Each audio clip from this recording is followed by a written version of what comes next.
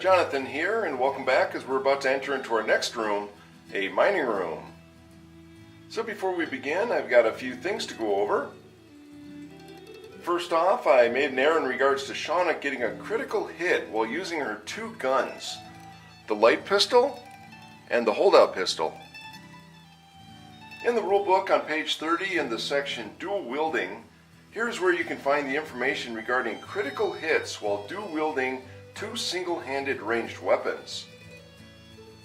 In the section, it basically tells you if you don't have anything special that gives you the ability to attack with two single-handed ranged weapons at the same time, then there is a penalty, and that penalty is that your attack may not get critical hits from either weapon you are wielding. So the Saloon Girl was using her light pistol and the holdout pistol, and I knew that the light pistol could not get critical hits, as shown here on the General Store's reference card where she bought the light pistol. And on the back here where she bought it, light pistol says, cannot get critical hits. And the holdout pistol can get a critical hit on a 5 or 6, as shown here on its starting gear card. Holdout pistol, critical hit on a 5 or 6. So that is why when I saw the 5, I was focused on letting the Saloon Girl get the critical hit against the Strangler with the holdout pistol. Now the Saloon Girl doesn't have anything special that gives her the ability to get a critical hit when wielding two single-handed ranged weapons, so the Saloon Girl should not have gotten that critical hit.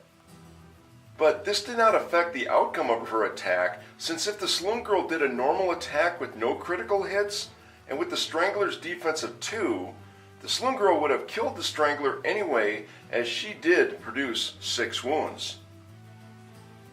Now I did find a helpful hint in the dual wielding section. There it says to use 2 different colored dice when attacking with 2 different types of guns. This way the 2 different colored dice will help you out if the guns you are using have different ranges or bonuses. So what I'm going to do, since you're accustomed to seeing white dice for the heroes and red dice for the enemies, if the guns are the same, then I'm just going to go ahead and roll all of the dice at once. But if there are 2 different types of guns, then I'm going to go ahead and roll white dice for one gun and see if it hits, then roll white dice for the other gun and see if it hits. Then I'll continue on from there by assigning the hits and resolving the damage. Now in a recent video, I said to get involved with the Shadows of Brimstone community, and I'll go ahead and leave some information down in the show notes where you can find some communities online. And there I bought some Shadows of Brimstone items, and the seller sent me a sheet of printed out hero and enemy tokens. So I cut out some tokens and added several layers of cardstock to increase the thickness. So next time we need a token for the enemy on the initiative track, I can go ahead and put this token down instead of that black token with Shadows of Brimstone on it. Next is the recap. Everyone, both heroes and enemies, seem to be doing pretty good. The Night Terror and its terror ability was shaking up the Saloon Girl and the U.S. Marshal a little, and later on the Night Terror almost got a good hit against the Saloon Girl. The Strangler in front of the U.S. Marshal was causing her issues as she tried to move away, but failed her escape roll, as the Strangler's high escape number, 6+, as shown here on the enemy record sheet. This was stopping her from moving, but the U.S. Marshal had a grit, so she just re-rolled, made it, and escaped. Then the Stranglers tried doing some good damage to the frontline heroes by using its snare ability. Shauna did some good defense and came away without a scratch, but Angela wasn't so lucky as she got hit pretty hard. Our heroes were pretty even, taking down about the same number of enemies and getting some good XP. Now the Stranglers have a base XP of 25, as shown here on their enemy record sheet, right here, XP equals 25. Now remember, for each elite ability, there is an additional 5 XP that you would add to the base XP, so the Stranglers had 1 elite, so they were worth 30 XP. Information regarding elite enemies can be found in the rulebook on page 22, in the section Elite Enemies. And also remember to go ahead and place an elite token here, like the number 6 token in our case, on the enemy record sheet as a reminder to which elite ability the enemy gets, and then adjust the stat. In our case, the number 6 here was Writhing Form plus 3 health, so that the Strangler's health would go from a 3 up to a 6. Now the Night Terror is a large enemy, and it has a special calculation for its XP. Down here is XP 10 plus 5 each. Now the 10 here, that is the base XP number, and this is what you would add the 5 XPs to when the Night Terror becomes an elite. And the 5 each over here, this refers to each wound, not a hit that the hero would do to the enemy. And this is up to its maximum health, and in the case of the Night Terror, it's 12 health. Now since Sam and Angela were the only ones that wounded the Night Terror, let's go ahead and take a look at what they got for XP and how the calculation works. Sam was the first to wound the Night Terror, causing 8 wounds for a total of 50 XP.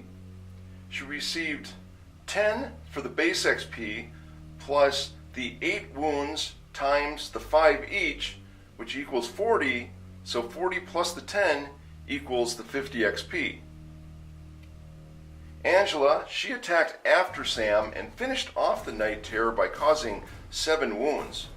But since the Night Terror only had 4 health remaining out of its maximum health of 12, the calculation will only be based on the 4 wounds that Angela did to take down the Night Terror. So the remaining 3 wounds that Angela did will be just discarded. So Angela is going to end up receiving only 30 XP. She'll receive the 10 from the base XP plus the 4 wounds times the 5 each, which equals 20. So 20 plus 10 equals 30 XP. Information regarding the special calculation for large enemies can be found in the rulebook on page 25 in the section Collecting XP. Now just remember that normally the hero who causes the last wound is the one who gets the XP, but in the case of the Night Terror, as you can see, both Sam and Angela caused wounds and thus obtained XP. Now after the combat, our bandita, Angela, from the loot she found, she kind of freaked out when she picked up a rock and found out that it was a Darkstone shard, where she quickly threw it down and moved away. This was the same way that she reacted towards Sam's shotgun and hunting rifle back in their tent at the campsite when Yvette was talking with them.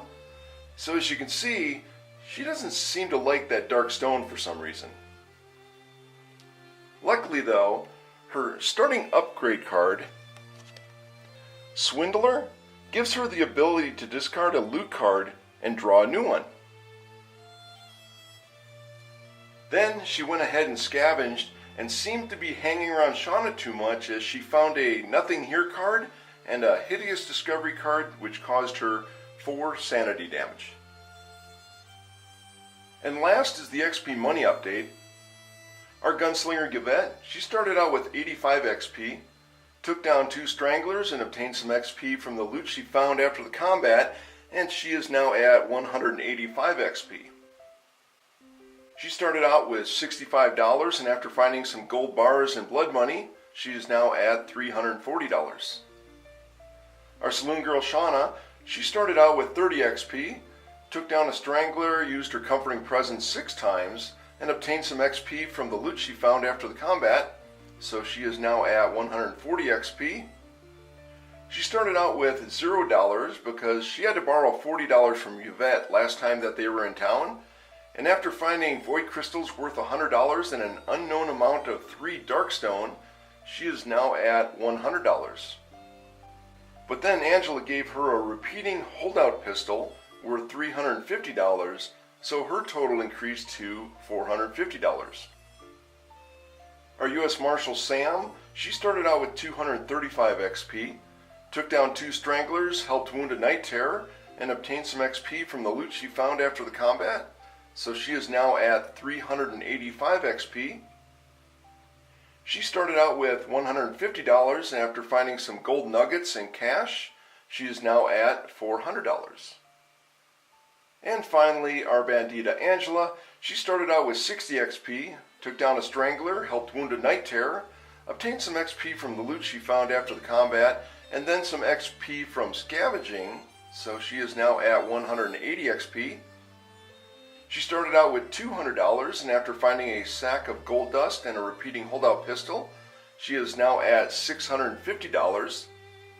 But then Angela gave the repeating holdout pistol worth $350 to Shauna, so her total decreased to $300. So with all that gore from the Night Terror and the stranglers behind them, and the next room, a mining room found, this is going to end step 2 and bring us to our next step, step 3, room exploration. Now before our heroes start exploring the next room, a mining room, Shauna seems a bit distracted as she keeps looking over her shoulder back at the downed Night Terror. She informs the group that she wants to make sure she remembers where the Night Terror is because there is a bounty that she got from the Frontier Outpost so that everyone can receive $150 for the dead Night Terror. So last time they were in town, Shauna went over here to the Frontier Outpost, and on the back was the bounty section, and for free, once per town stay, all of the heroes, you can go ahead and do a bounty. And she rolled a 5 on a d6 and got Night Terrors, $150 for every hero for each kill. So I went ahead and just wrote up a little bounty card here that says Bounty, Night Terrors, $150 per hero. Now that same seller who sent me that sheet of printed out hero and enemy tokens, they also sent me some printed out bounty cards, the same bounties from the Frontier Outpost. So with that, we're going to go ahead and use the bounty card for the Night Terrors, $150 reward in gold coin, and it says we'll be paid by the Sheriff of Brimstone per posse member per dead Night Terror. Excellent. So after Shauna finishes looking at the Night Terror's location, she looks back in the next room, a mining room, and says, "Hey, wasn't there supposed to be a glowing blue exit in this room? I don't see anything glowing blue." And with that, let's go ahead and take a look at the exploration token. Okay, so let's see what we got here for our exploration token. And we have 2 doorways exiting this map tile. We have a growing dread card, an encounter, and a clue. Excellent. Okay, now this is one of those nasty exploration tokens because it gives you a growing dread card plus an encounter. Now just after our heroes begin exploring the room, Sam starts to have a bad feeling, and it's the same bad feeling she felt back when she first started out as a U.S. Marshal and did nothing about it, thus finding out its effects. She also felt it again years later when her and Angela were escorting a group of prospectors, but this time she did something about it by concentrating her feelings to cancel the effect while she held on to her personal item, the U.S. Marshal issued shackles. So Sam is going to use her personal items card, shackles, to cancel this exploration token and redraw a new one. So let me go ahead and get the stack of exploration tokens. So here is our stack of exploration tokens. We'll go ahead and get a new one, put it right back down there on the map tile. And now with the shackles card, it says to cancel and redraw an exploration token. So it says to cancel, it does not say to discard. So we're going to go ahead and take this exploration token, and we're going to go ahead and just shuffle it back into the stack here. So we'll possibly redraw it later on, but you never know. And now that we have a new exploration token, let's go ahead and take a look at this new one. So let's see here. Now we have there's a glowing blue portal at the top, And we have an encounter and a clue. Okay, so we're going to go ahead and put the exploration token next to the other one since it does have a clue on it. And first thing we have to do is figure out where is the blue portal at. Or in the case of what Shauna said, the glowing blue exit. So a mining room card shows our exits here of a 1, 2, 3, 4, 5, 6. So let's go ahead and roll a d6 and let's go ahead and see where this glowing blue exit is located at. Okay, we got a 2, so the glowing blue exit is going to be located up here. So we'll get end caps for our other 2 exits.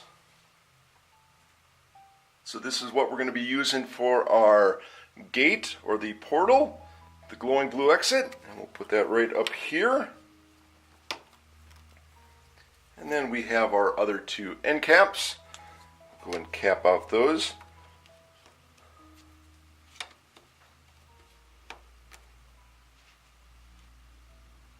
And next, the exploration token says it has an encounter card. So let's go ahead and get our encounter deck here. And as you can see on a mining room's map tile card, there is no advanced. So there is no encounter card for a mining room map tile itself. So all we have is just one encounter for this room. So we'll go ahead and draw this one. And it is a void layer. Alright, it's an encounter, environment, and void. The passage is covered in thick, sticky webs, and soft egg sacs line the walls and floor. All heroes on this map tile need to roll 1 higher to hit for their attacks. 4+ to hit becomes 5+. And also, roll a d6. On 1 to 2, we have Venom and Burst. And 3 and 4, they're Hatching. 5 and 6, Dormant Egg Sacs. And this encounter card is going to remain in play. Let's go and just put that one there. Let's get ourselves a d6 and find out what is going on in this room here. Now, before we continue on, to add a little flavor to the game here, the Void Layer card says, the passage is covered in thick, sticky webs and soft egg sacs line the walls and floor. Now, the game comes with a lot of different type of tokens, and there's some tokens here, there's 6 of them, and they actually look like clutches of webs and sticky webbing and some egg sacs and stuff like that. So I'm going to go ahead and just take these tokens and just place them around the board here. Now, they're not going to be hindering movement or anything like that. It's just thematically, visually to say, hey, look, there's a bunch of egg sacs and stuff in here. So the room could possibly have spiders of some sort. So let's go ahead and roll that d6 to see exactly what is located in this room. And we get a 3. And a 3 says, they're hatching. Void spiders hatch all around. Ambush attack. And that's going to be 2 of the P dice, the 2 peril dice, void spiders. Alright, so let's get our peril dice. And let's go ahead and see how many void spiders are going to come falling down on our group of heroes here. Okay, we're going to roll 2 peril dice worth. So let's see what our first roll gets us. And that is a 3. And our second roll is going to get us a 5. So that's going to be a total of 8 void spiders. Alright, so they're going to go ahead and ambush our heroes. So we're going to just start placing the void spiders near our heroes. A total of 8 of them. 2, 3, 4,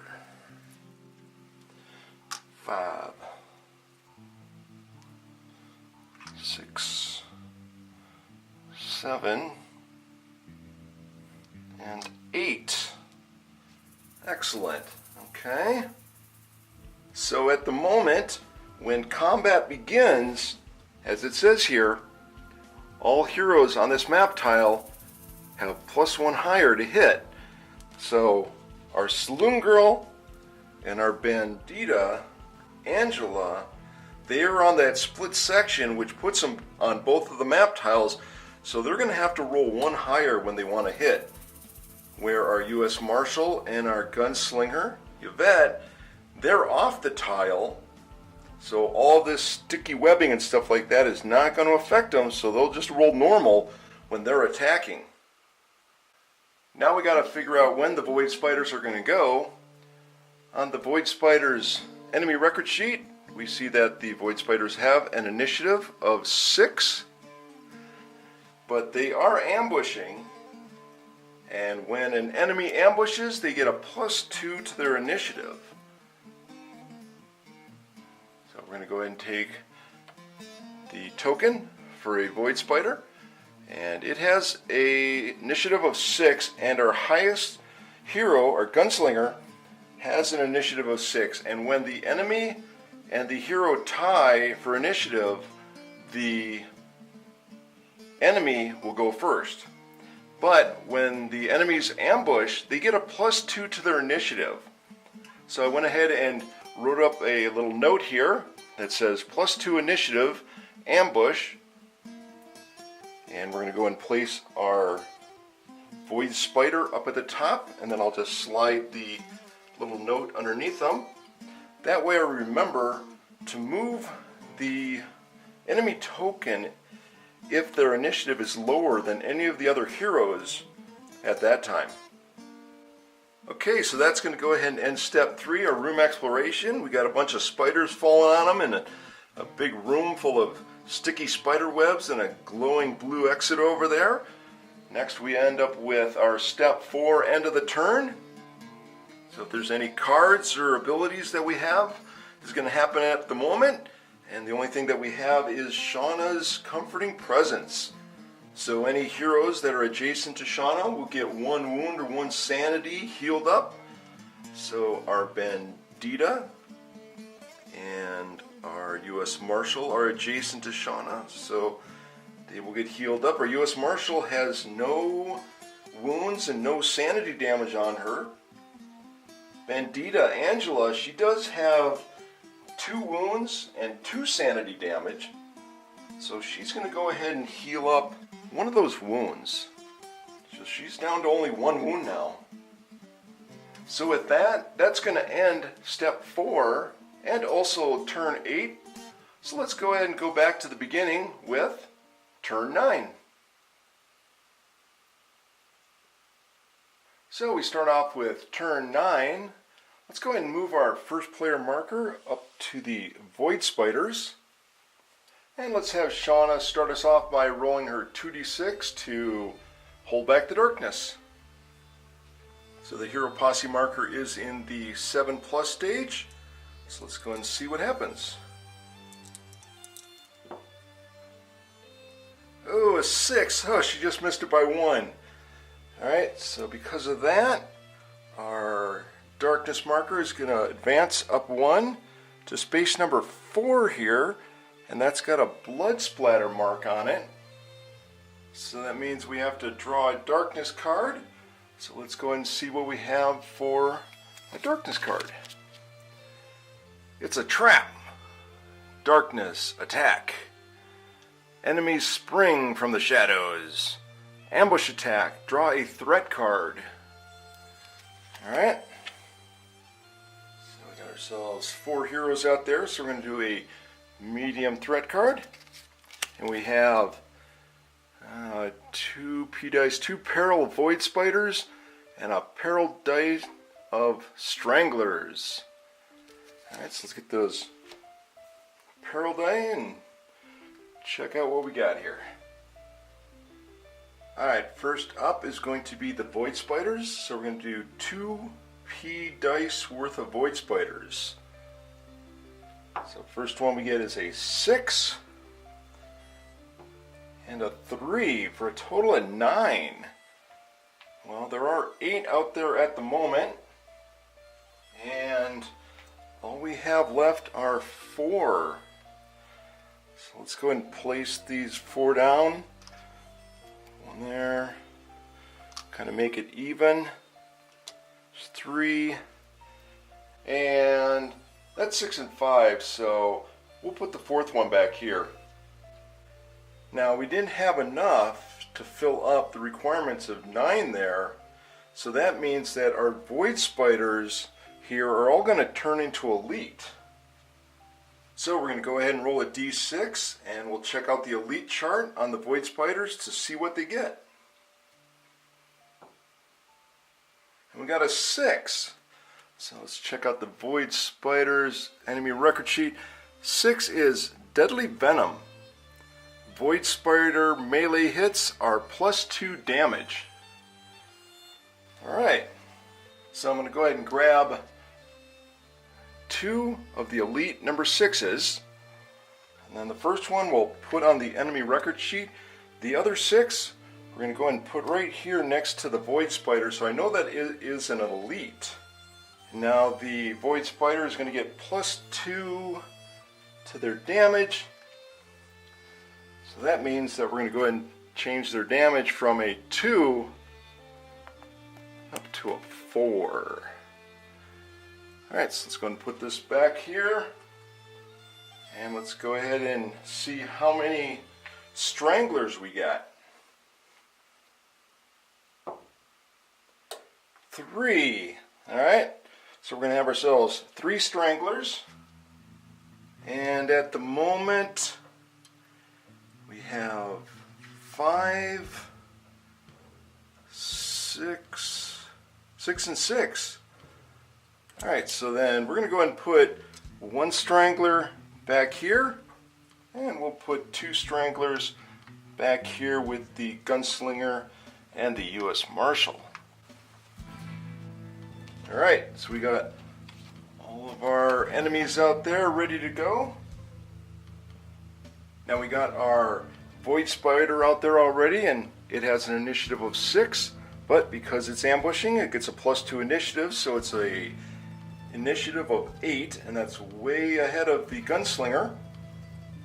And the other one are the stranglers, and they have an initiative of 4, but because they are ambushing, they're going to get that +2 initiative. So that means that their initiative is going to go up to a 6, and the gunslinger has an initiative of 6. So remember, enemies that are tied with heroes go before the heroes. So we got ourselves our token and our little note here for the initiative. So we'll go ahead and place that above the gunslinger.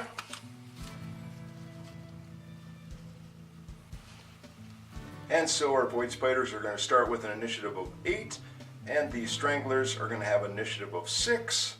So we just have to remember that our next turn, we'll go ahead and get those ambush notes out, and we'll drop them down 2, because then our strangler will have an initiative of 4, which means that the stranglers will go after the gunslinger and after the saloon girl, but before the U.S. Marshal. So let's go ahead and get this combat going, as our void spiders are up first. So now we have to decide which void spiders are going to attack who. So it looks like the 3 void spiders in the back, they're going to go ahead and attack the gunslinger. And then the void spiders that are on either side of the gunslinger, they're going to attack the U.S. Marshal. These 2 void spiders in front, one's going to attack the bandita, the other one's going to attack the saloon girl. So that means we got 1 void spider here in the back, and since there's only 1 void spider attacking the bandita and 1 on the saloon girl, we're going to go and roll a d6, and on an odd, that last void spider will attack the saloon girl. Alright, so we got an odd, so that means that the last void spider is going to attack the saloon girl. So let's go and attack with the 3 behind the gunslinger. Now the void spiders, they have a combat of 2, and there's 3 of them, so I got 6 D6s here, and we'll go ahead and attack and see if they hit. They're going to need a 4 or better to hit the gunslinger. Alright, so they hit with 3. 1, 2, 3. So our gunslinger, she's going to go ahead and defend. She's got to defend with a 5+.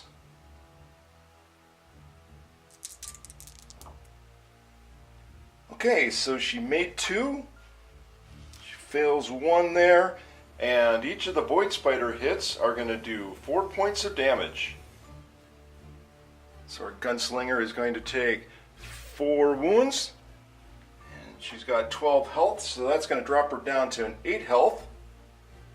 And then we'll go ahead with our 2 Void Spiders that are going to attack the U.S. Marshal. So we got 2 Void Spiders with 2 combat attacks each for a total of 4 dice. Let's see what they get. They'll need a 4+. Okay, they only hit once. So our U.S. Marshal is going to defend on a 3. An easy one there for our U.S. Marshal. She defends against those 2 Void Spiders behind him. Next up is going to be the Void Spider in front of the Bandita. So go ahead and attack with a 2 combat. Need a 4 or better. And we get 1 on that. And the Bandita needs to defend with a 4. Alright, she gets a 6, so she defends against that Void Spider attack. And our last 2 Void Spiders, they're going to attack against the Saloon Girl. And they have 2 combat, so it's going to be a total of 4 dice. Let's see how they do. Alright, we got a 3, 4, 5, and 6, so 3 of them hit. 1 misses, so she's going to have to defend against 3. And she has a defense of 3+, so let's see how the Saloon Girl does on this.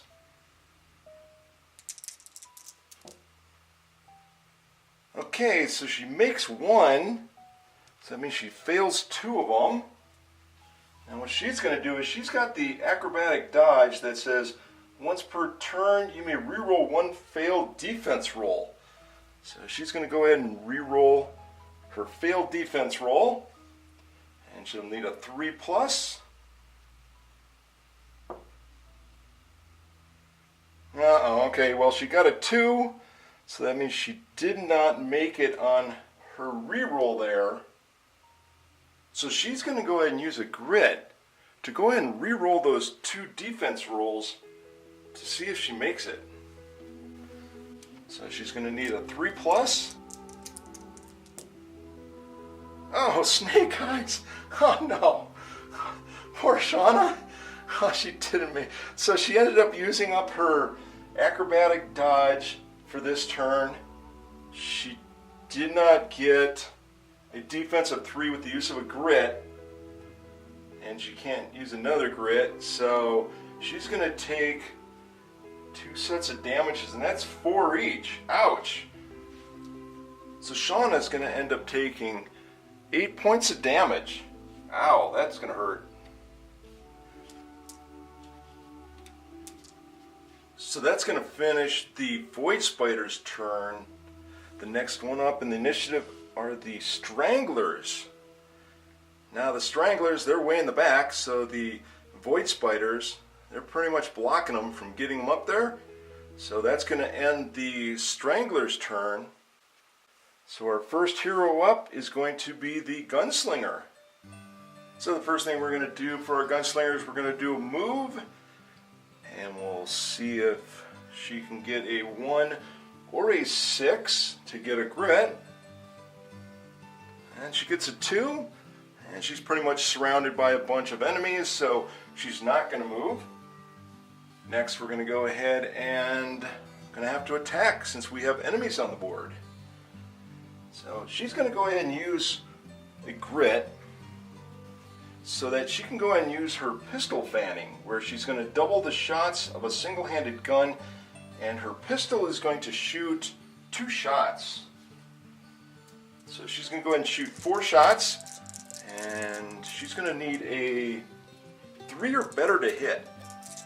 And remember, she is not on this map tile, so she doesn't have to hit 1 higher, so she just needs a 3 or better. Okay, get off the U.S. Marshal there. Uh-oh, look, okay, we got 2 crits, got a hit and a hit with 3 and 5.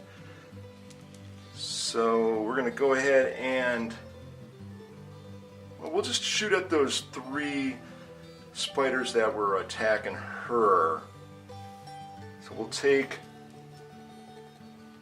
1 crit, and then 2 shots. So 1, 2, 3, 1, 2, 3. So our first one is going to do 6 points of damage. Excellent. So that blows that void spider out of here. Right there. Our next one is going to do 4 points of damage. And that was a crit, so that blows the void spider, goes flying off to the side. And then our last 2 is 3 health. So 1, 2. Oh, only 2 points of damage, but she's going to go ahead and use one of her Deadeye shots. And that's going to give her +2 damage. So that will take out that last void spider that's causing her problems.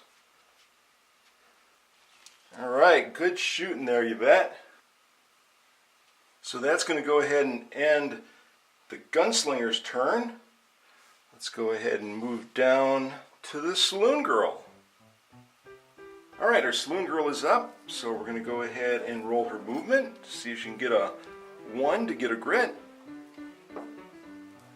And she gets a 1, so she is going to get a grit because she only has 1 grit. She used that grit to reroll that defense. There's her grit. And then, starting of her activation, she is going to be using both of the holdout pistols. She's going to use her holdout pistol that she has, and then she's going to use that repeating holdout pistol that Angela gave her. Now each of them say that they get a free attack once per fight, and since we're in a fight, she's going to go ahead and shoot both of them. So they both have the same range, and there's no bonuses, so I'm going to roll all the dice together. There's 1 for the holdout pistol and 2 for the repeating holdout pistol. So she's going to go ahead and need a 4+ for the range, but remember, she is on that map tile which has the sticky webs, so she's going to have to end up rolling a 5+ to hit them. Let's see what we got. Okay, so she hits once with a 5, and she's getting kind of annoyed by all these spiders around here. So that grit that she got, she's going to go ahead and re-roll those other 2 to see if she can go ahead and get a hit with those. So we'll go ahead and roll these, and she needs to get a 5 or better. Okay, well she got a 1 and a 3, so she didn't make that. So she hits once, and because she's using the holdout pistol, well, she would have got that critical on a 5, but remember, because she's holding 2 single-handed ranged weapons in both hands there, she's not going to be able to get a critical on that. So she's going to go ahead and just target the void spider that's behind her. So let's see how much damage she does. So we got 2, so she only does 2 points of damage because the void spider's got 3 health. So the void spider is going to go ahead and take 2 wounds. And with that, that is going to end the saloon girl's turn. So the next up is the U.S. Marshal. So the U.S. Marshal is up, and she'll go ahead and do her movement. See if she can get a 1 to get a grit. And she gets a 1. So she's going to get a grit, but she's already got 2 grits, but she does have her max grit increased by 1 because of her upgrade in bounty hunting. So that's going to get her a 3rd grit. Now, the U.S. Marshal Sam, since she's so up close with everyone, she's going to have her shotgun out. And she actually notices Angela's getting a little bit fidgety with these void spiders around. So she has the ability to target an enemy that is not adjacent to her. So she's going to go ahead and attack that void spider that's in front of Angela. The shotgun's going to use a D8 to hit, and it's going to crit on a 6, 7, or 8. Oh, nice! 8! And it's also going to do damage with a D8. Rolls a 7 and blows that spider away. Boom! Now because of that, she jumps up into the air, does a roll, and yells out, "Rollin' Thunder!" And she gets to roll a D6, because it says anytime that you kill an enemy, recover a grit on a D6 roll of a 4, 5, or 6. And she got a 6, but she already has 3 grit, which are max grit, so she doesn't get any grit. Now she's got that special ability double shot that says when you kill an enemy with a shotgun, you gain +1 shot with that shotgun. So she gets to go and shoot again. And since she does have that upgrade bounty hunting, where she doesn't have to shoot adjacent enemies to her, she's going to go ahead and target this strangler over here because she had some bad encounters with that thing a long time ago. So she goes ahead and locks and loads her shotgun, aims, and takes a shot. And a 6. Excellent. Okay, her shotgun gets a critical on a 6. So let's go and see how much damage the shotgun's going to do. And boom, 6 points. Excellent. The Strangler has 3 health with a defense of 2, but the critical is going to bypass that defense, and it's going to blow that Strangler off into the wall. Nice shooting there, Sam. Excellent. So next up is going to be our Bandita. So what is Angela is going to do? So Angela quickly looks around at the surrounding void spiders. Then the memories from that day of the void spider attack begin to resurface. And behind her, Sam sees Angela and recognizes what she must be thinking, since Angela has a vendetta against void spiders, and begins to mutter, "No, Angela, remain calm." Angela hears Sam, but then turns and faces Shauna.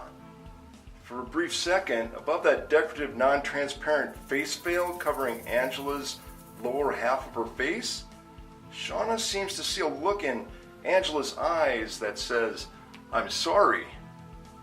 Angela then raises her left hand and disconnects the left side of the face veil.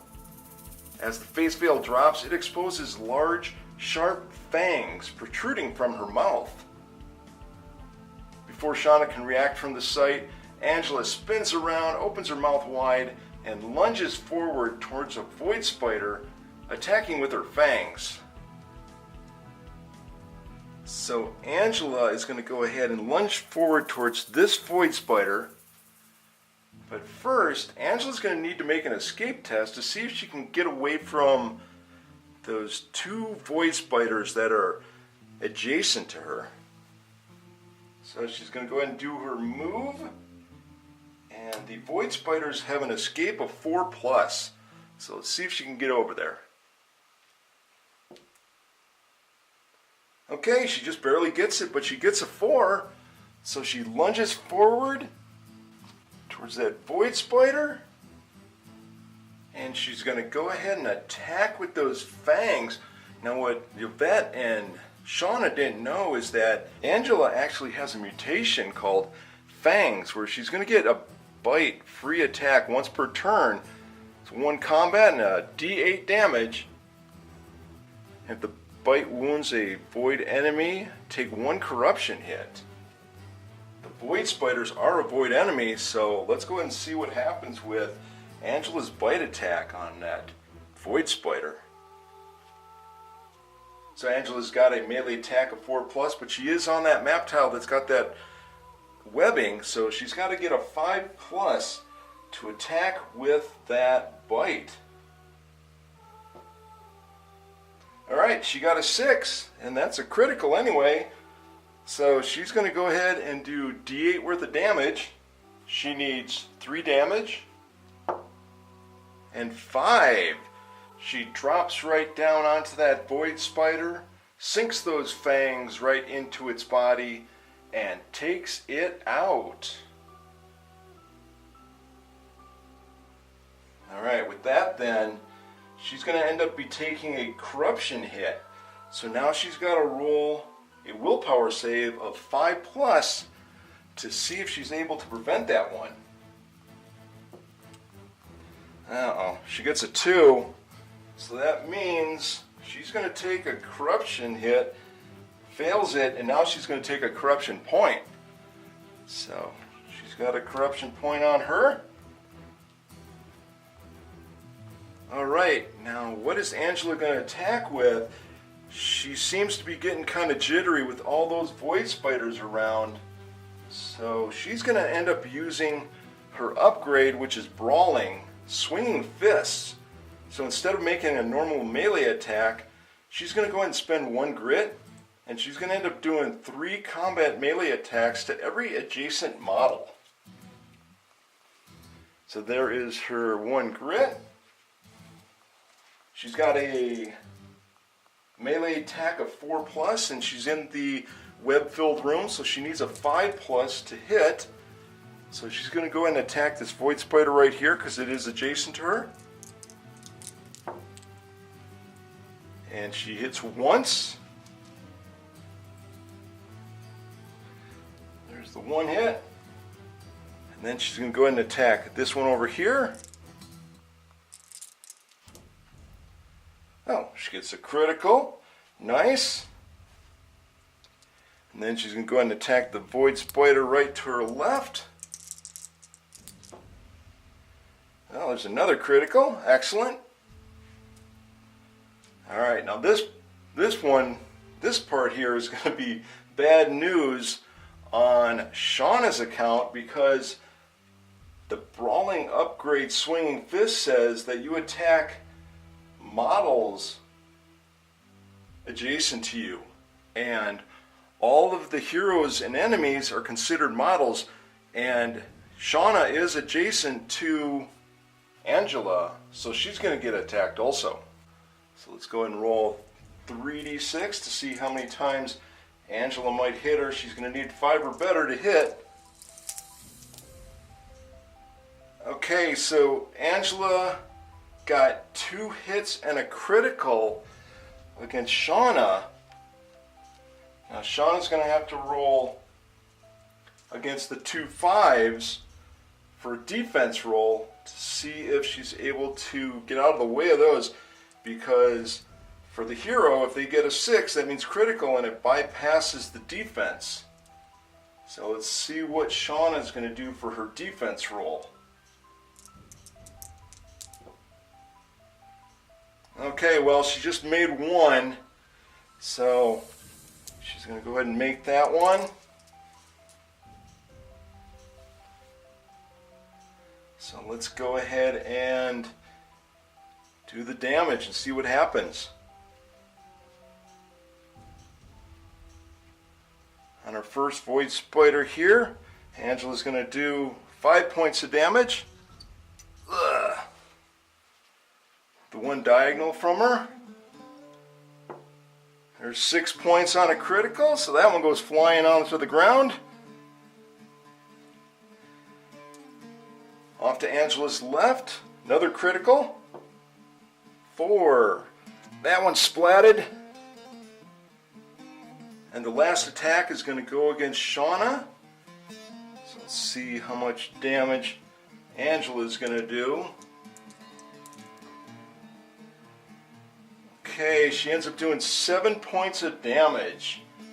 Alright, this ain't good because Shauna had 8 points of damage on her, and Angela just did 7 more points. That's a total of 15, and Shauna has a health of 14.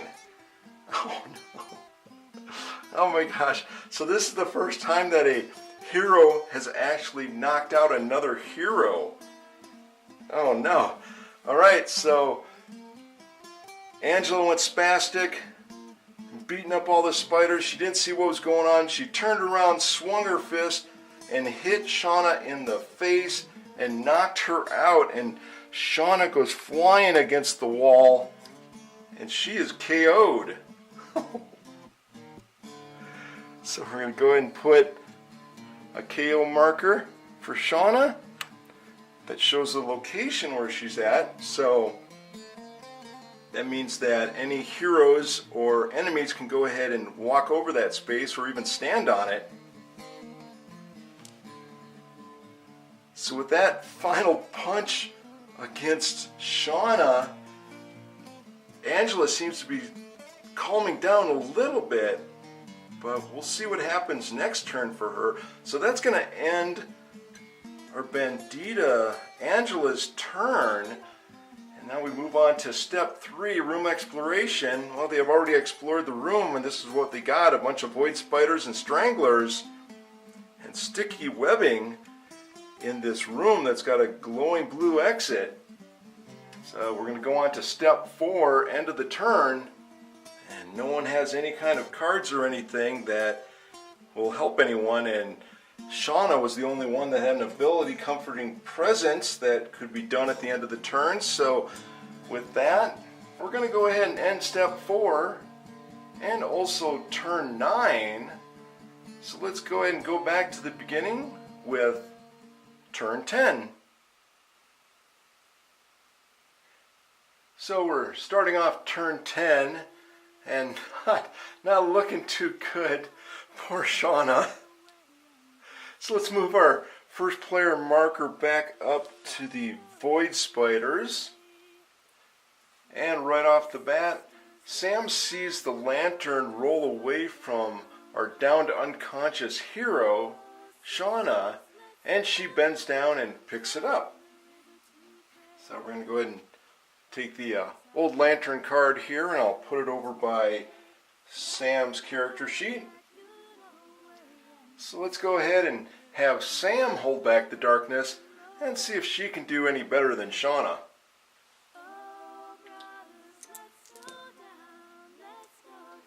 Alright, 5. Oh my gosh. Sorry, Sam, you're not doing any better. So the darkness marker, it's going to go ahead and advance one more on the depth track to space 5. Looks like one more fail of hold back the darkness, and we're going to have a growing dread card there. So we'll see what happens with that. So let's go ahead and go to step 2. Our models are going to activate in initiative order. And our void spiders are up. They have a movement of 8. And our 3 void spiders are still around the gunslinger and the U.S. Marshal. This other void spider is just going to move up right there next to Angela. So our 3 void spiders that are over here, the 2 of them are still on the U.S. Marshal. Our last one here that was on Shauna is now going to turn and go up against Yvette, our gunslinger. So the first one's going to go ahead and attack Yvette. Got 2 combat. Okay, so the void spider hits once with their 4+. So our gunslinger needs a 5+ for a defense roll. And just gets it with a 5. Excellent. Okay, the other 2 void spiders are going to go ahead and attack the U.S. Marshal. They need a 4+. Alright, we got 3 5s and a 1.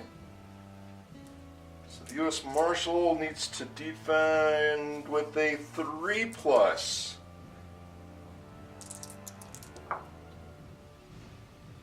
Okay, so she defends against one. And then Sam, she's going to go ahead and use a grit to re-roll those 2 failures. So she's going to need a 3+. And well, she made 1, so she fails 1. So she's going to take 4 wounds. Alright, and before our last Void Spider attacks, I just remembered this, and we need to go ahead and readjust the initiatives for our 2 enemies, because they only get the ambush bonus to their initiative during their first turn of combat. So we're out of the ambush mode now, so we have to go ahead and readjust the initiatives for our 2 enemies. So the Strangler, it has now an initiative of 4 instead of a 6. And our hero that has a 4 is the U.S. Marshal. So that means that our Strangler now is going to drop down here just ahead of the U.S. Marshal. And then our Void Spiders, who have an initiative of 6, and then they have +2 for initiative of 8, they're going to drop to initiative of 6. Our Gunslinger has an initiative of 6, so the Void Spiders are going to go ahead and go just before the Gunslinger.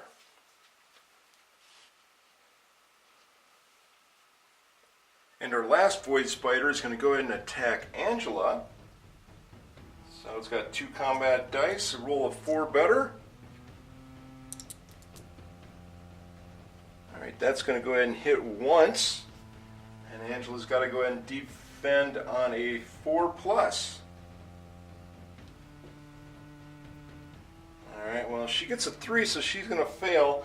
She's going to go ahead and take 4 points of damage.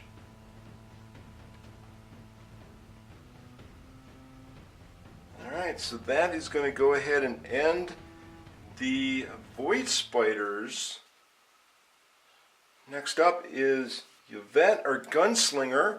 So first off, she's going to go ahead and move. She gets a 2. She's going to go ahead and stay there. And then she's going to go ahead and spend a grit, so she can go ahead and do her pistol fanning. She's going to go ahead and do 4 shots, and she needs a 3 or better.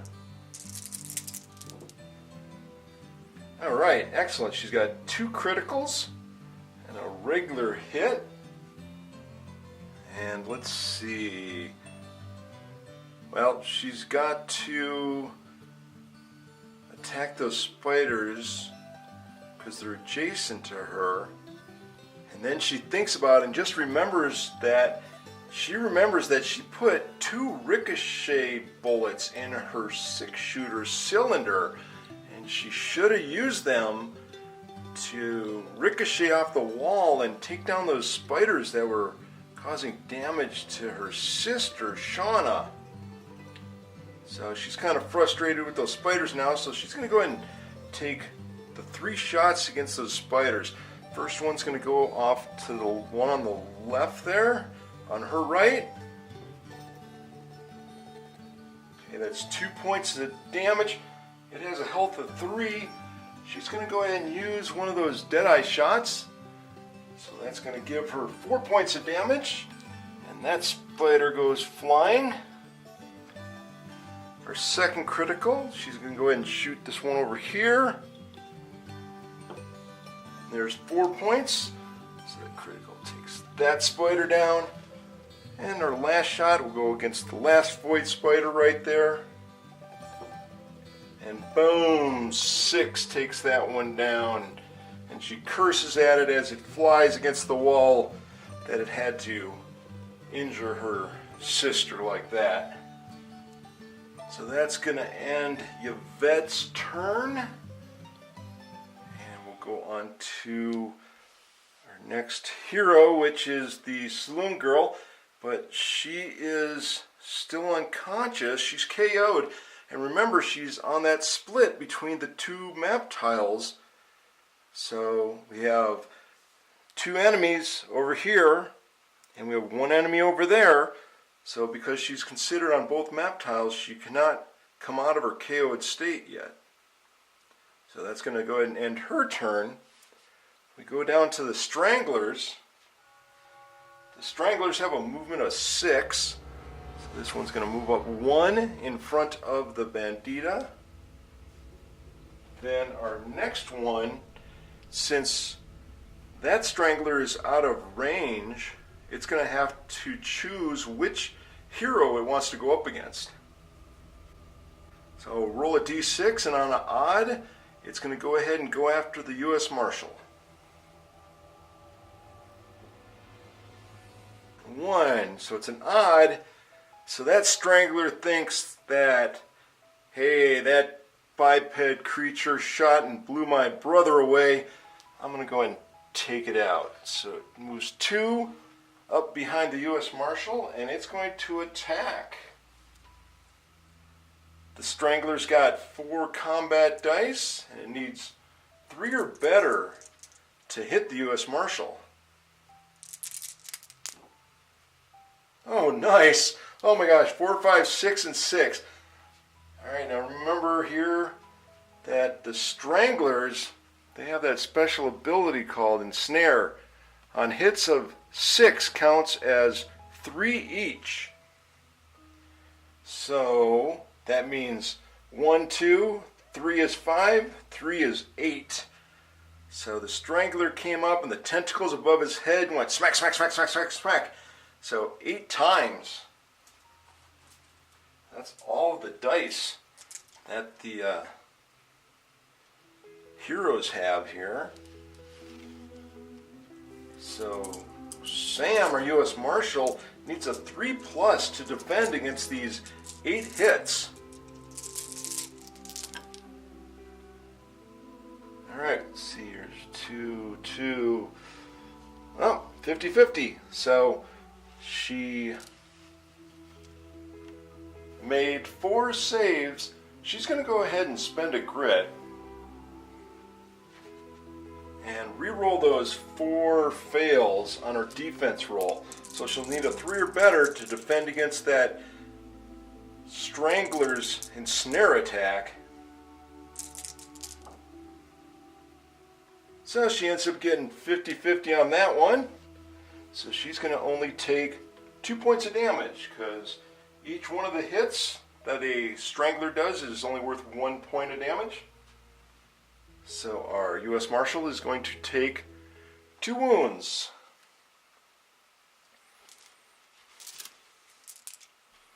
Alright, our other Strangler's over there against Angela. And it's going to attack with 4 combat. Needs a 3 or better to hit. Alright, so it got 2 hits, but remember the 6 counts as 3, so that's a total of 4. And Angela needs a 4+ for a defense. So let's see what she gets, see if she defends against this Strangler attack.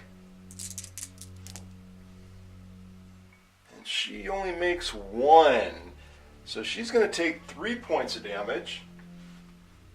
So there's 3 more wounds for Angela. She's got 5 on her already, so that's a total of 8 wounds that she has. So with that, that is going to end the Strangler's turn. Next up is our U.S. Marshal, Sam. So Sam's going to go ahead and do her movement, see if she can get a 1 to get a grit.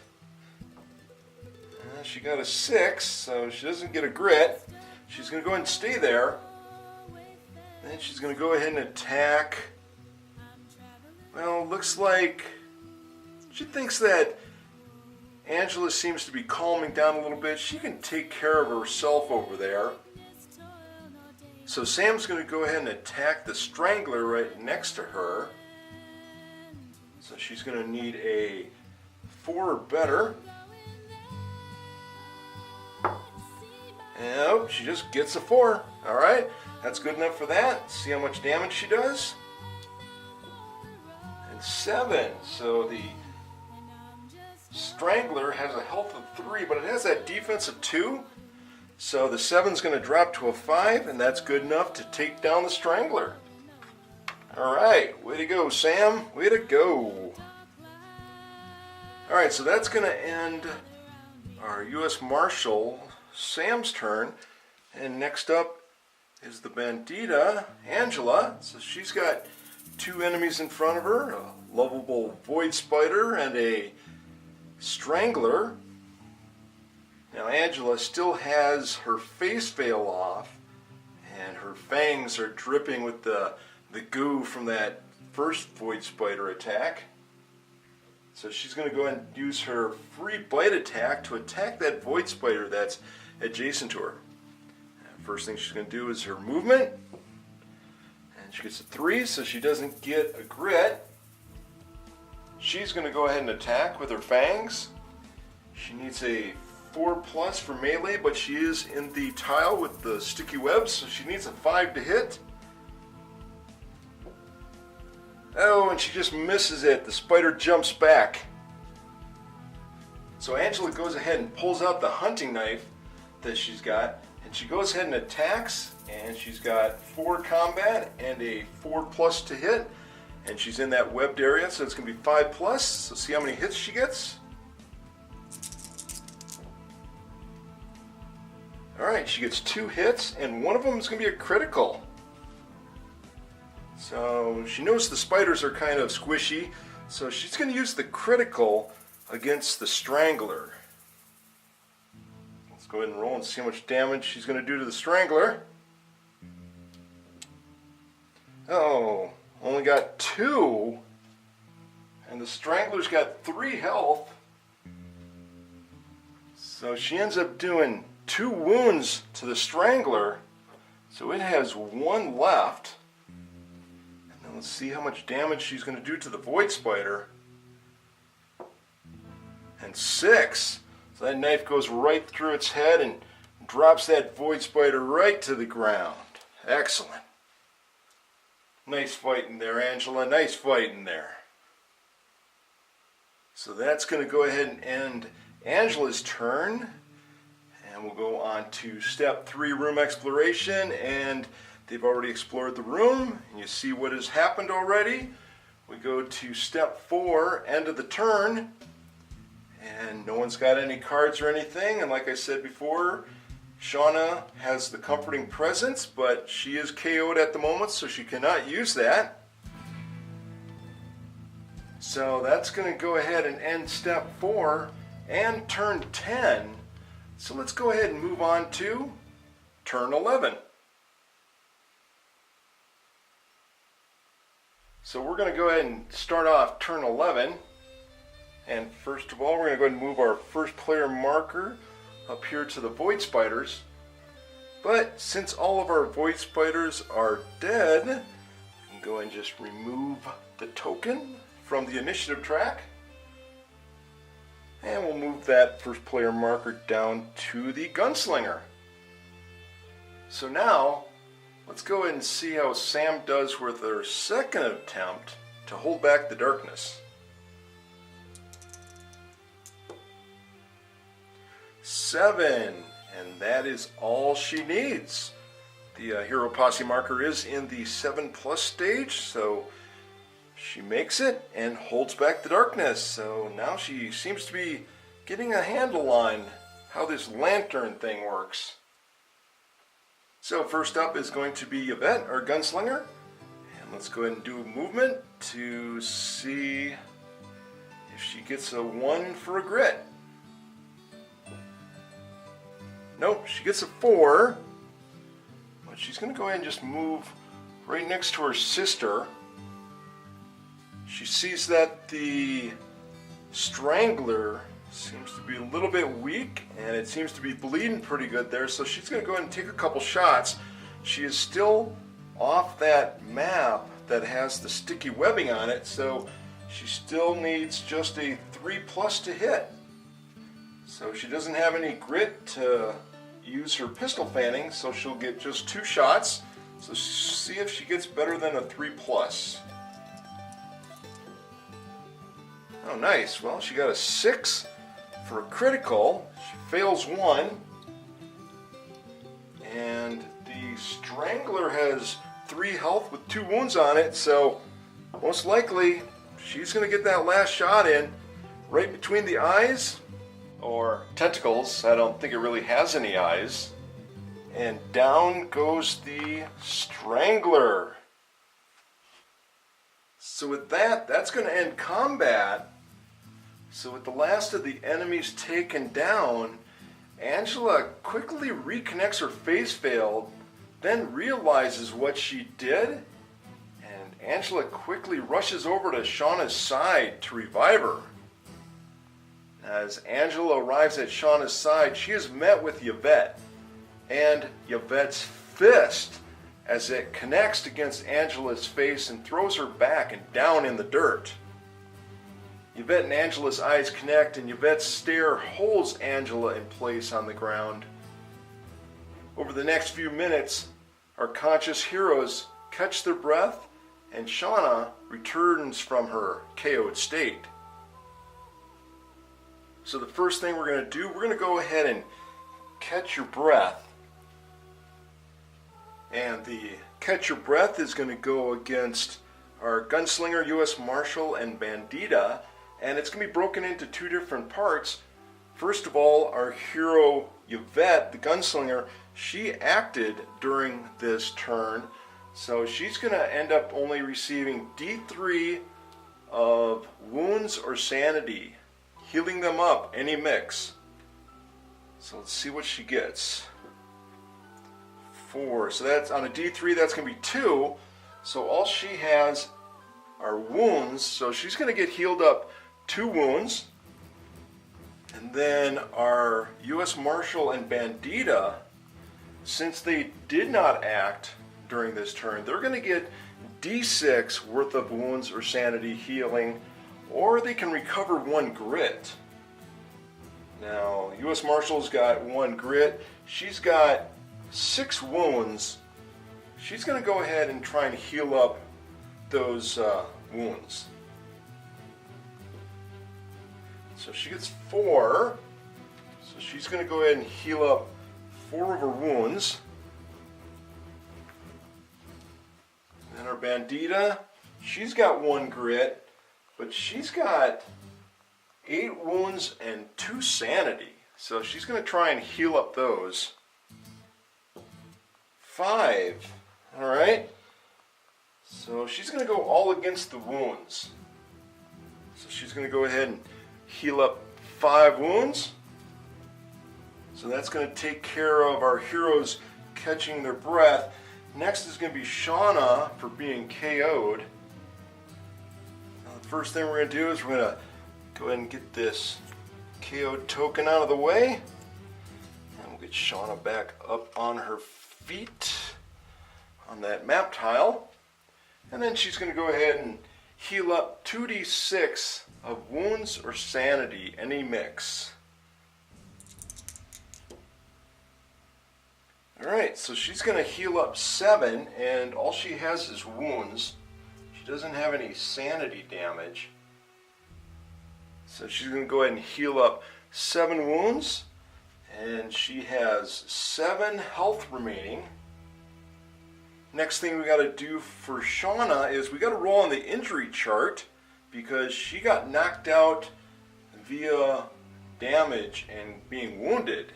So we're going to go ahead and roll 2d6, and we're going to go ahead and consult the injury chart to see what happens to her. So we got a 10 on the injury chart. For a 10 it says chest wound. Deep slashes run across your chest, making it hard to turn or twist your body. It's kind of painful to even breathe. You are -1 initiative. Okay. Well, I guess after Angela punched her in the face, when she spun around and crashed into the wall there, she must have got hit with some kind of a jagged rock and jammed into her chest and hurt her there. So she's at -1 initiative now. She's normally at initiative of 5. That's going to drop her down to a 4. Now when a hero and another hero are at the same initiative, you can just go ahead and decide amongst each other who wants to go ahead and be at the higher initiative. So between Sam and Shauna, who now have both an initiative of 4, we're going to go ahead and keep them in the same place on the initiative track. So our Saloon Girl, as I said, she was at an initiative 5, and now she's going to be at an initiative 4. Now that everyone seems stable enough, Shauna sees Angela standing over with Sam, huddled in Sam's arms, and pushes herself up to make her way over. As Shauna arrives behind Angela, Shauna turns Angela around and slowly removes Angela's face veil and places it in Angela's hand and gives her a long, deep, comforting hug. Within seconds, Angela remembers and quickly pushes away and stares in horror at Shauna's side bag. Shauna is confused for a brief second, then notices Angela's wide eyes of horror as she follows them down to her side bag.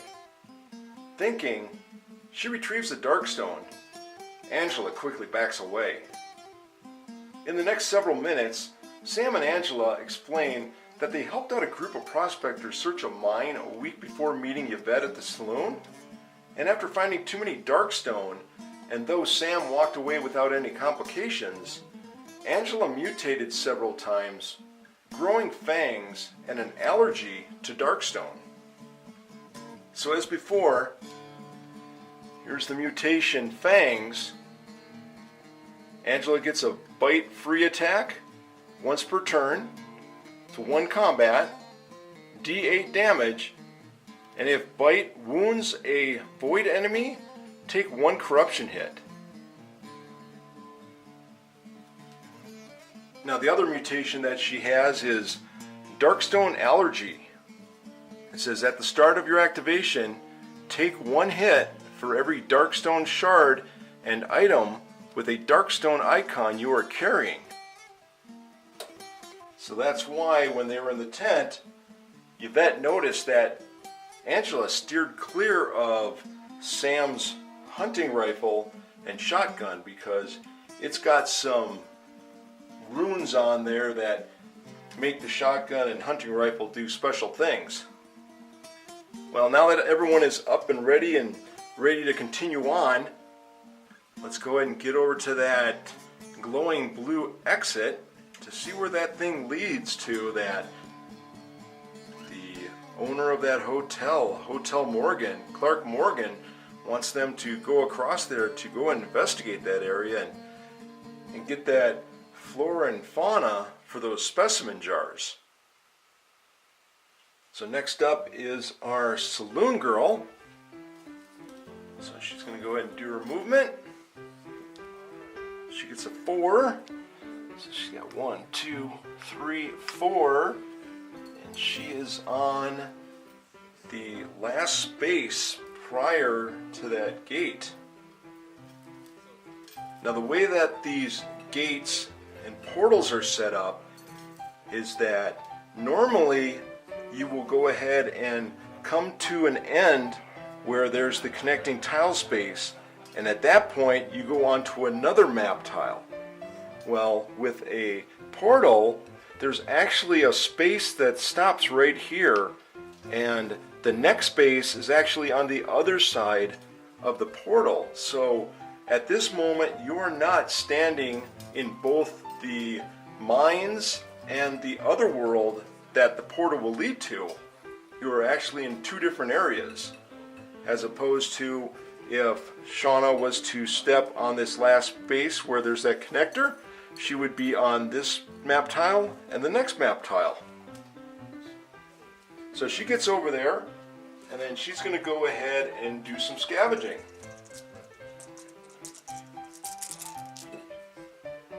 And she gets 1. So we'll go ahead and get our scavenge deck. And here's our reminder to say that this tile has been scavenged. So let's go and see what she gets for the scavenge, and nothing here. Well, Guess just wouldn't be Shauna without getting a nothing here card. And it's a scavenge 10 XP. The room appears to have nothing of value. Nothing to find. Okay. So next one up is going to be our U.S. Marshal. Let's go and do a movement. And she gets a 3. It's 1, 2, 3. Moving right along there. And that's going to end her turn because the tile's already been scavenged. So our last one up is going to be the Bandita. She gets a 6. She's moving. 1, 2, 3, 4, 5. All the way up there. So she's going to stay up there. And Shauna is yelling back to her sister Yvette, "Come on, Slowpoke, get up here, get up here." So before we continue on with the ending of this turn, that we still need to go ahead and find out what kind of loot that they got from the combat. So we did get 2 different types of enemies here. We have the Void Lair, which brought in our Void Spiders, and then we have our threat card that brought in the Void Spiders and the Stranglers. So each of our heroes are going to get 2 loot cards. So here's our loot deck. We got 2 for Yvette, 2 for Shauna, 2 for Sam, and 2 for Angela. So let's go ahead and check out what Yvette gets. She gets a Darkstone Shard, 1, and this should come in handy. It's a loot gear, and draw a gear card. Alright, so get our gear deck, and Trusty Pistol, range 6 shots asterisk. Asterisk shots are equal to the hero's agility, and it's 1 weight, 2 upgrades, single-handed weapon, $600. And next one up is going to be our Saloon Girl Shauna, and she gets D6 times 25 of blood money, loot and gold for 20 XP. Darkstone Rock, D3 worth, loot, Darkstone. Alright, so let's see what she gets here. Alright, she gets 6, so it's $150 worth of blood money. And D3 on the Darkstone Rock, so she gets 2 on that. So here's Yvette's 1 Darkstone Shard, and Shauna's 2 Darkstone Rocks. And then Sam, our U.S. Marshal, she's going to get gold bars, $250. Loot and gold, 20 XP, and 1 Darkstone Shard, 20 XP, loot and Darkstone. Okay, so she'll get 1 Darkstone Shard, and finally Angela, our Bandita, she's going to get, oh, just like Yvette. This should come in handy. Loot and gear, 20 XP. Draw a gear card. And coins, loot and gold, 20 XP, $25. So she's going to get a gear card. And then we got ourselves a trusty axe. It says gear, hand weapon. Your combat hits are +1 damage. Once per turn, you may re-roll a melee 2 hit roll. Nice. Weighs 1 with 1 upgrade. It's a single-handed weapon. $350. Alright, well, you know, Angela's feeling kind of sorry for what happened with Shauna, and she notices that Shauna actually has an axe. So Angela is going to go ahead and give the trusty axe to Shauna and gives her another hug and says, "I am so sorry." So now she has double holdout pistols and double axes to fight, whether range or melee. Excellent. So let's go ahead and put all this stuff onto their character sheets.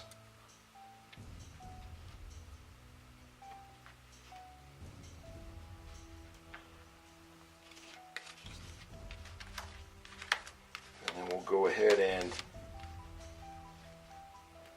shuffle the loot cards back into the loot deck. Now what's kind of interesting is that Yvette, when she found this trusty pistol, it was still in the hand of what looked like a bandit.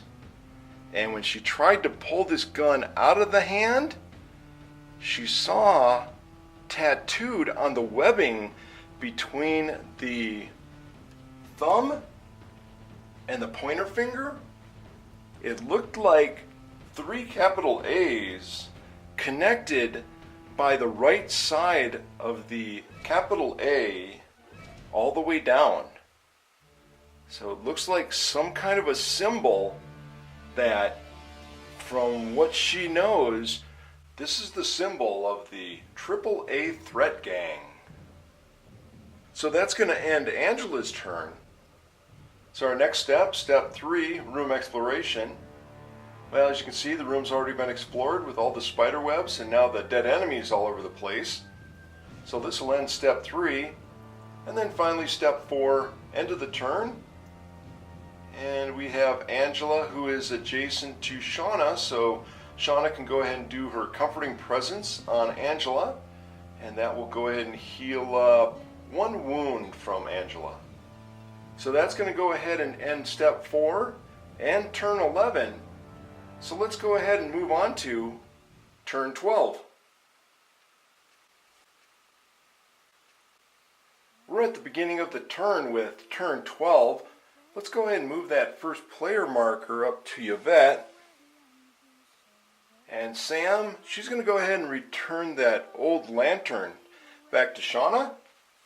Go ahead and put that over by Shauna's character sheet. So let's go ahead and see if Shauna is okay enough to hold back the darkness.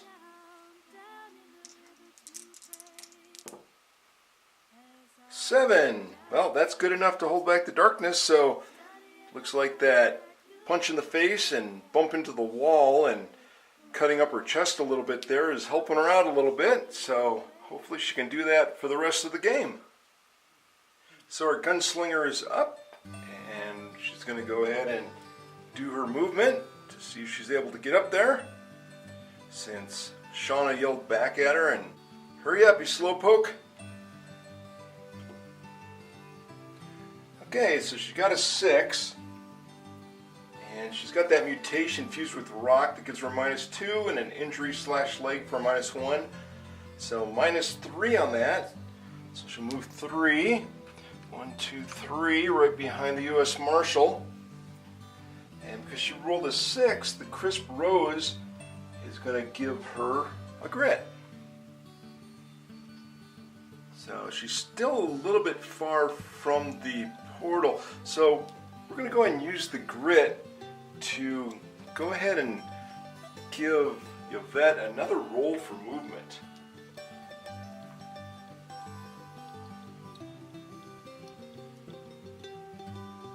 Okay, she got a 5 with the -3, so that's a 2. So as she's waddling up there, she's yelling at Shauna, yeah, don't wait for me, I'm doing just fine. So she moves up 2.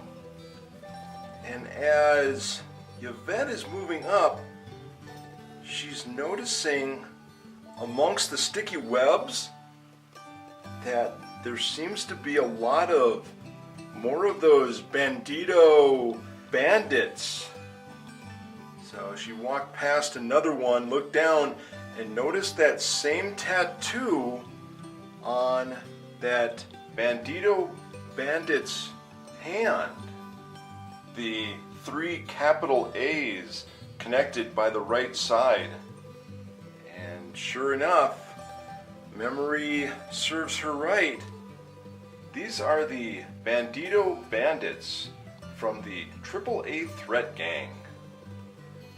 So she doesn't say anything, and she's wondering, why do they have that pistol that she pried out of that dead Bandito Bandit's hand?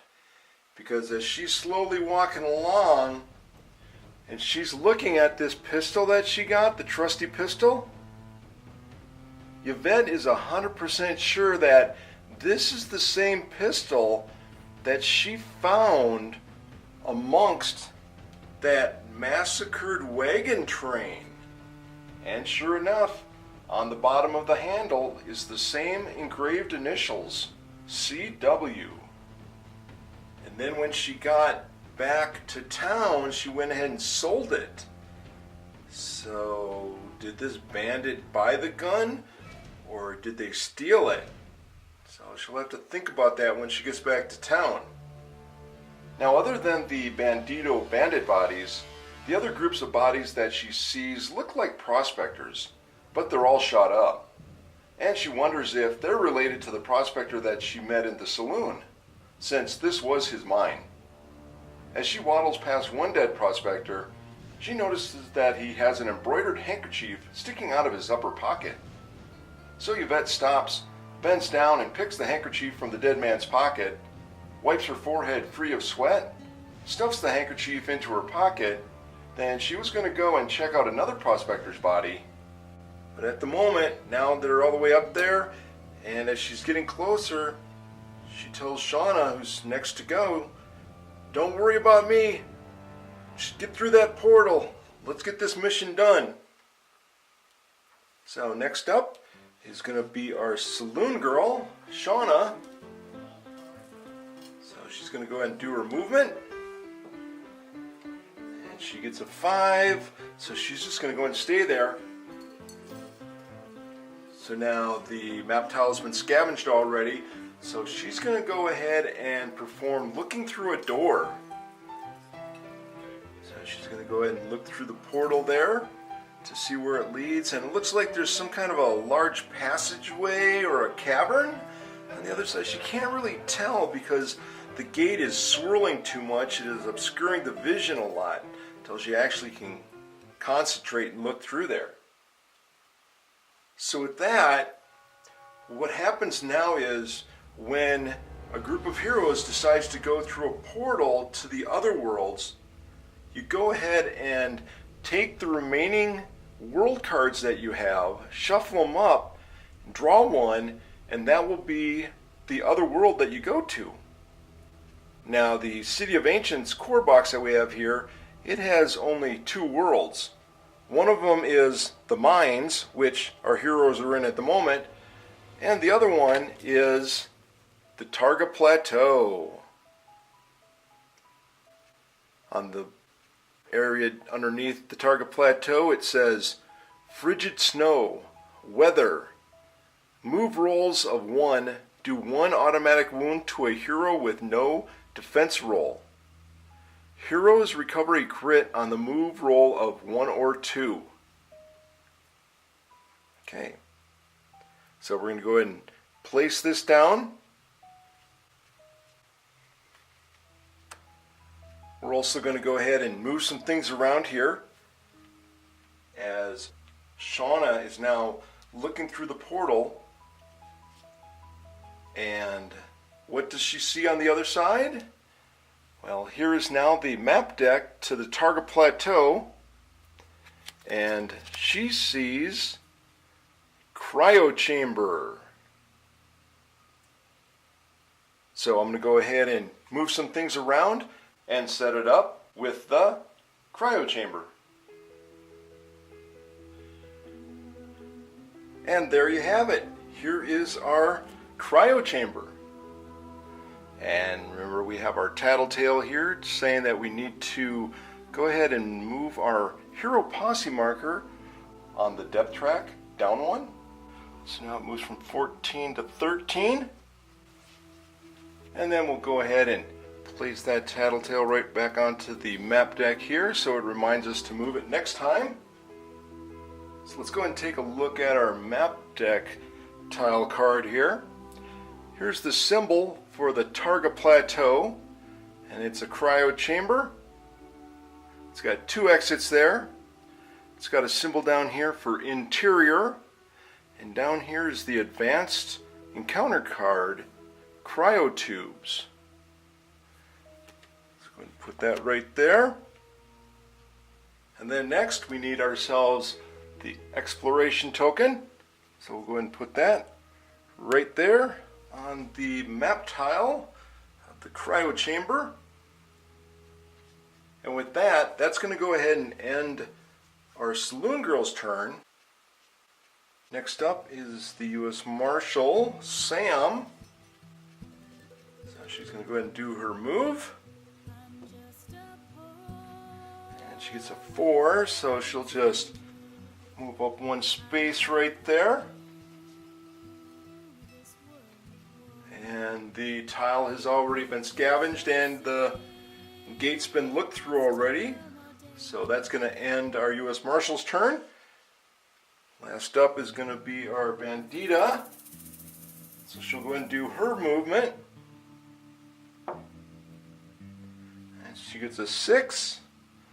So that's not going to help her out. She'll go and just stay right there. And then our Bandita can't scavenge the room because it's already been scavenged and the door's already been looked through. So that's going to end the Bandita Angela's turn. And next step is step 3, room exploration. Now normally when our heroes are on the end connecting piece between the 2 tiles, at room exploration, that's when they can go ahead and flip over the exploration token to see what's going to happen in that room. But when they are at a gate or a portal, they are actually at squares right there, and then there's another set of squares over here that they actually have to step through to get to. So because of that, they cannot do the step 3 room exploration to see what is actually on that token right there. So with that, that's going to end step 3 room exploration and bring us to step 4 end of the turn. And with that, all of our heroes are together there, and our Saloon Girl, Shauna, she's going to use her comforting presence to go ahead and heal up, looks like wounds on all of them. So 1 wound from Yvette, Sam, and Angela. So there's 3 wounds that she's going to be healing up. So that will end step 4 and turn 12. So let's go ahead and move on to turn 13. So at the beginning of the turn 13, let's go ahead and move that first player marker to Yvette, the gunslinger, and let's have Shauna go ahead and hold back the darkness.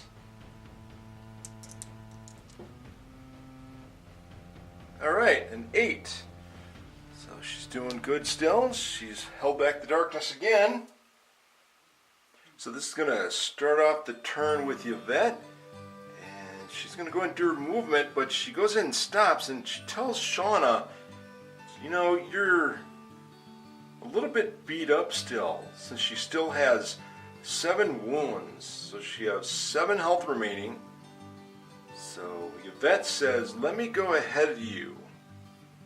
So Shauna is going to go ahead and hold off from walking into the portal when it's her turn. So Yvette's going to go ahead and do her movement.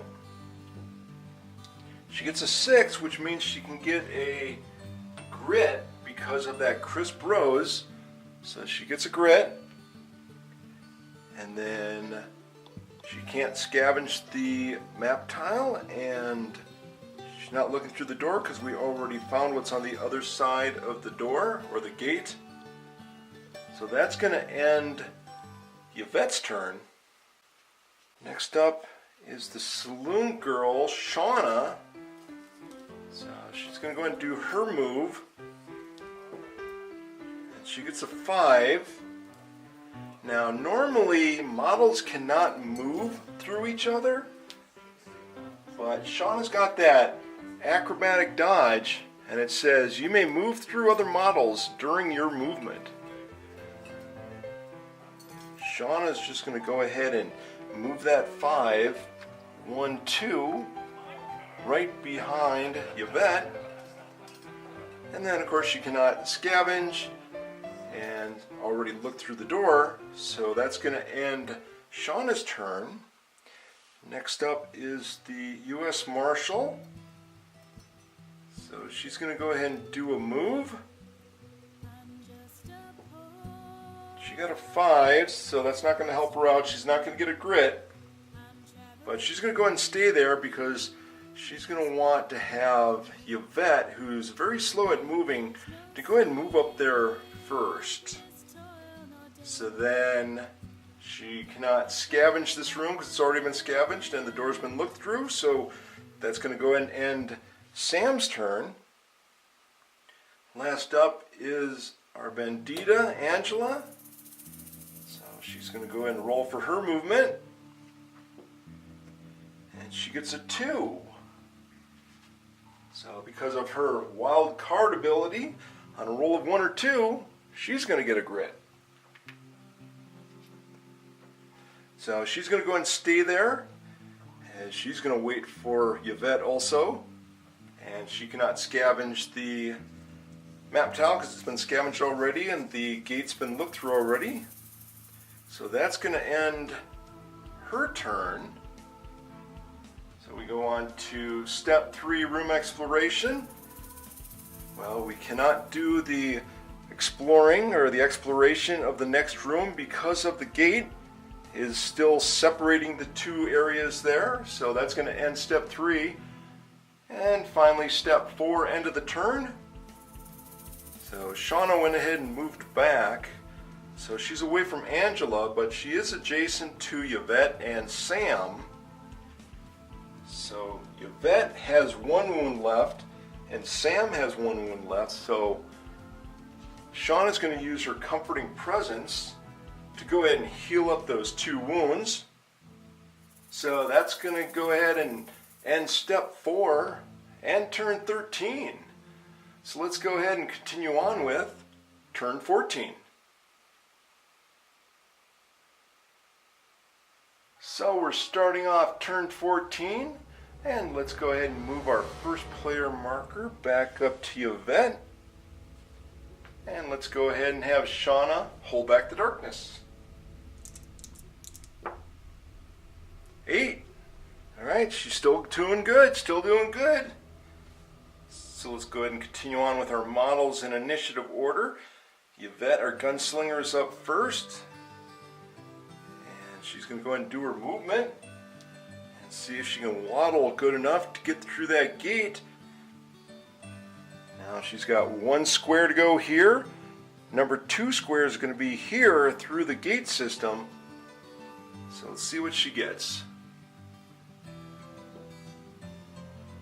Alright, she got a 6.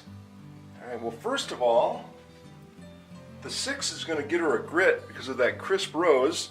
So now she has 2 grits. And her movement is a 6, so 6 minus the 3 because of her issues. That's going to be a 3. And then she's also going to spend that grit for an extra movement.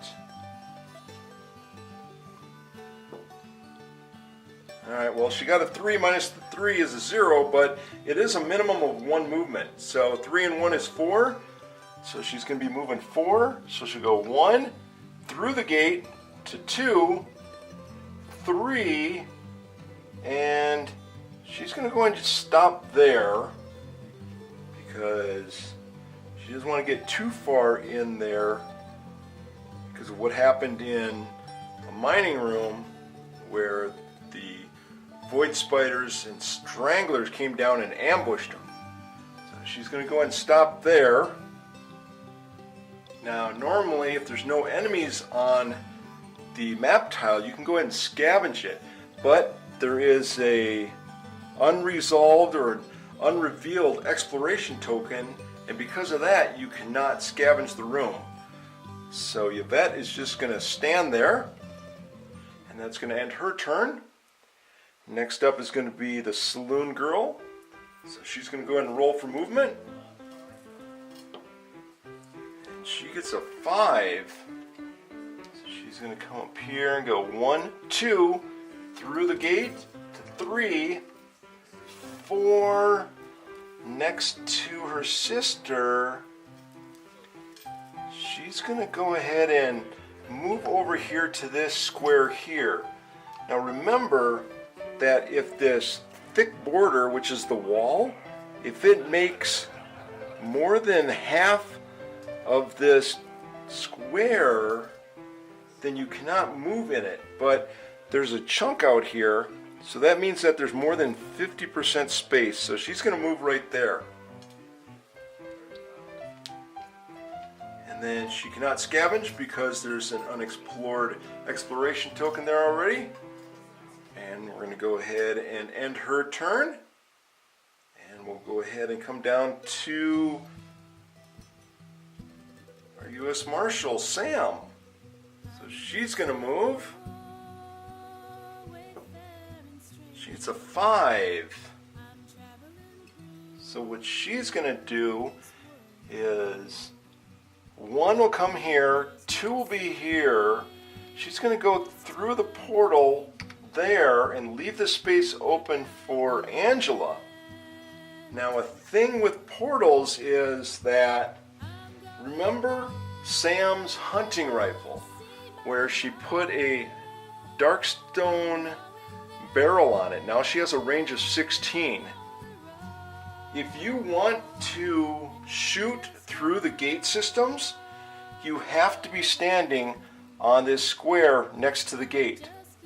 So Sam's got that range of 16. She cannot be way back here and shoot the gun all the way through the portal and hit someone way in here. So she's got to be right next to the gate if she wants to use her gun.